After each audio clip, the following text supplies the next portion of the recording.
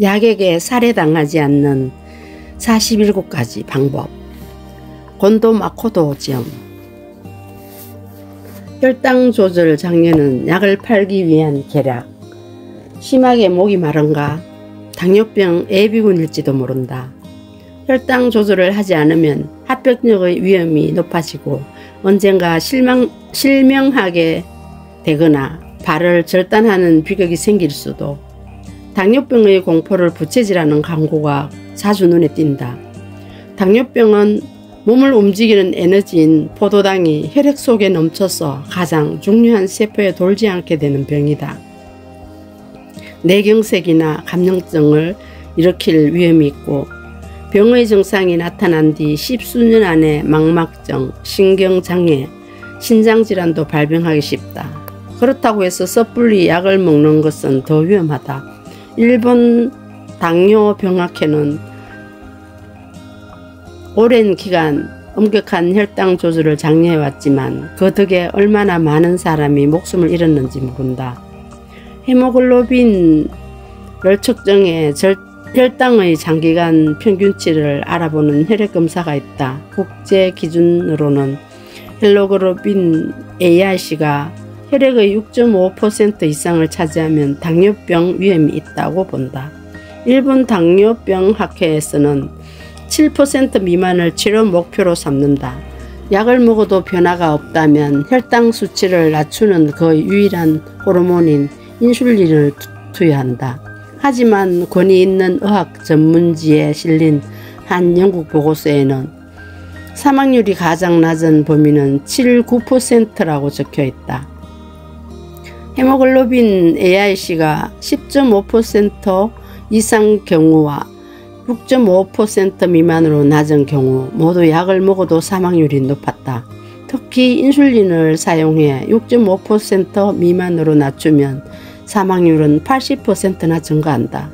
미국에서는 현재 관련 실험을 할 때 헤모글로빈 A1C가 6% 미만으로 떨어지기 전에 투약을 중단한다.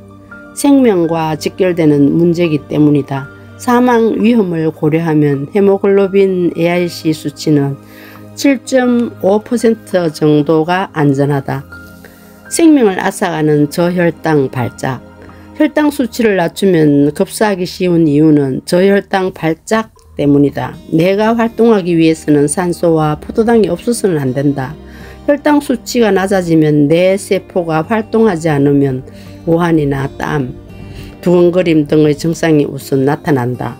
이때 포도당을 공급할 수 있다면 다행이지만 이러한 발작이 수면 중에 일어나면 그대로 죽거나 뇌사 상태에 빠진다. 휘청거리다 꼬꾸라져 거동하지 못하게 될 수도 있고 교통사고로도 이어질 수 있다. 신문에 저혈당 발작에 의한 자동차 사고가 보도된 적도 있다. 40대 남성 회사원이 신호등에서 앞차를 추돌하고 70m나 주행한 뒤 정지한 것이다. 그는 그 후에도 잠시 의식이 몽롱한 상태였다고 한다.